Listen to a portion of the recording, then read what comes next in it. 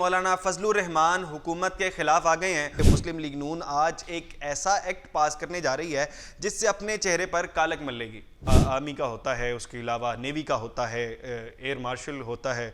ये तमाम जो चीफ्स हैं इनकी मुद्दत मुलाजमत पहले 3 साल थी और इनकी जो मुद्दत मुलाजमत 5 साल करने की तजवीज़ दी गई। 3 से 5 साल जो आर्मी चीफ की मुद्दत जो बढ़ाना, मुद्दत मुलाजमत को बढ़ाना, क्या दुरुस्त है?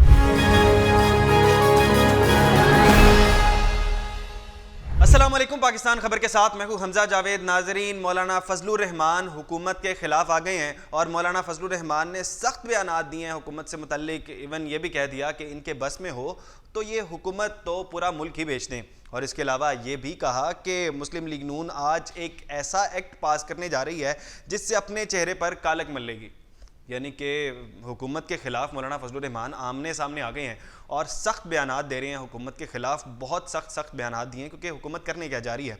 देखें जी, 26वीं आईनी तरमीम तो पास करवा ली गई है मौलाना फजलुर रहमान से, और उसके ऊपर अब मौलाना फजलुर रहमान और मौलाना फजलुर रहमान से ताल्लुक़ रखने वाले लोग ये बार बार बात कर रहे हैं कि मौलाना फजलुर रहमान के साथ धोखा किया है। क्योंकि हाफिज़ हमदुल्ला जो मौलाना फजलुर रहमान साहब के बहुत करीबी हैं वो भी कहते हैं मौलाना फजलुर रहमान साहब के साथ धोखा किया गया। मौलाना फजलुर रहमान साहब को तमाम चीज़ें जो बताई गई, उसके बाद ये 27वीं तरमीम की बात कर रहे हैं, या उसके अलावा ये एक्ट की तो बात ही नहीं हुई थी। क्योंकि मौलाना फजलुर रहमान साहब से जब पूछा गया ये सवाल, क्या ये जो एक्ट पास करवाने जा रहे हैं ये जो कौमी असम्बली के अंदर, मैं पहले आपको एक्ट क्लियर कर देता हूँ एक्ट है क्या। एक्चुअल में कल हुआ क्या, कौमी असम्बली का इजलास हुआ कल शाम को इजलास पहले ताख़ीर का शिकार हुआ। जब ताख़ीर काफ़ी ज़्यादा हो गई तो उसके बाद इजलास स्टार्ट हुआ। जैसे ही इजलास स्टार्ट हुआ तो 15 से 20 मिनट में जो है कुछ तरामीम पास करवा ली गई, जिसके अंदर कुछ तरामीम पेश की गई। जैसे कि पहले हमारे जो सिविल ये जो सर्विसेज के जो चीफ़ थे, जितने भी ये चीफ़ हैं, यानी कि आर्मी का होता है, उसके अलावा नेवी का होता है,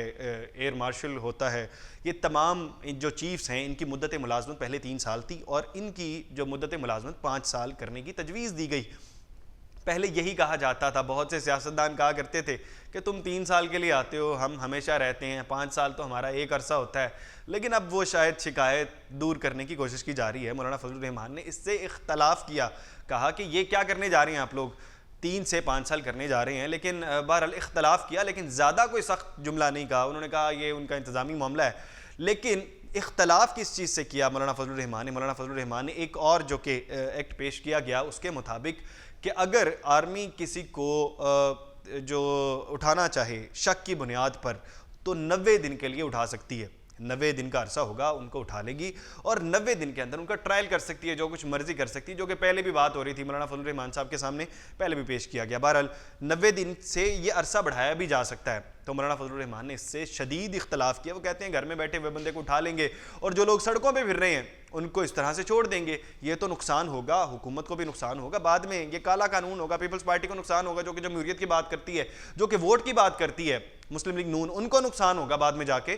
तो ये बहरहाल नुकसान होने वाला है। वो कहते हैं कि 90 दिन से जब बढ़ाएंगे तो उसके बाद किसी को भी उठा लेंगे तो ये बहुत ज़्यादा नुकसान होगा। बहरहाल ये जो 3 से 5 साल का अरसा करने जा रही है, ये मेरा ख्याल है हुकूमत इसमें कामयाब हो जाएगी और मौलाना फजलुर रहमान समेत जो पाकिस्तान तहरीक इंसाफ के लोग हैं वो इससे नुकसान उठाएंगे। अच्छा, एक बड़ा अहम सवाल हुआ पाकिस्तान तहरीक इंसाफ के हवाले से।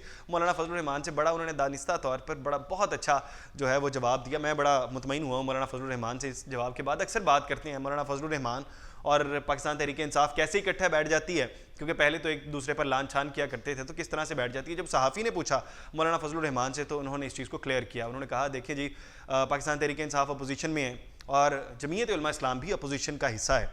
तो ये तो हो नहीं सकता हम दोनों अपोजिशन में हैं और 2 अपोजिशंस हों, वो अपनी अपोजिशन करें और हम अपनी अपोजिशन करें। अपोजिशन में होने की वजह से हम लोग इकट्ठे बैठेंगे और एक ही अपोजिशन करेंगे। हमारे जो इख्तलाफात हैं वो तमाम जमातों से हो सकते हैं। पाकिस्तान मुस्लिम नून से हमारे इख्तलाफात हैं, पीपल्स पार्टी के साथ हमारे इख्तलाफात हैं, तमाम जमातों से, PTI के साथ हमारे इख्तलाफात हैं, लेकिन उनको उसका रंज नहीं है, हमने दिल में नहीं रखी हुई बात। हम साथ बैठ सकते हैं किसी भी वजह से। अगर हमें कल को जाके कुछ इकट्ठे कोई इकदाम लेने पड़ते हैं तो हम वो भी लेंगे। मौलाना फजलुर रहमान जब भी इस तरह की जमहूरियत की बात आती है वो काफ़ी हद तक हमें एक्टिव नज़र आते हैं। ये मौलाना फजलुर रहमान कल रात को इन्होंने ये जो मीटिंग की थी, ये प्रेस कॉन्फ्रेंस की थी जो मीटिंग के बाद, ये बहुत अहम थी मौलाना फजलुर रहमान की।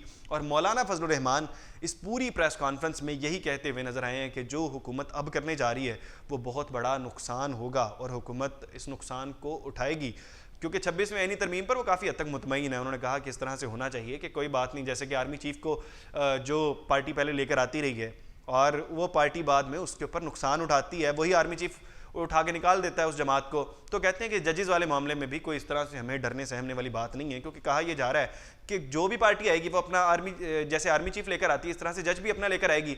तो कहा यह जा रहा है कि हुकूमत अपना जज लेकर आएगी, चीफ जस्टिस अपना लेकर आएगी, तो नुकसान जो है वो अपोजिशन को होगा, फ़ायदा होगा हुकूमत को लेना। लेकिन मौलाना फजलुर रहमान ने इस बात को क्लियर कर दिया, जो कि तशबीह दी है आर्मी चीफ वाली बात से मौलाना फजलुर रहमान ने। बहरहाल आपको क्या लगता है, क्या 27वीं तरमीम आने जा रही है? क्या 3 से 5 साल जो आर्मी चीफ की मुद्दत जो बढ़ाना, मुद्दत मुलाजमत को बढ़ाना, क्या दुरुस्त है मुल्की मामलात को देखते हुए? कमेंट बॉक्स में ज़रूर बताइएगा। इसके साथ अपने मेज़बान हमजा जावेद को दीजिए इजाज़त। अल्लाह निगहबान।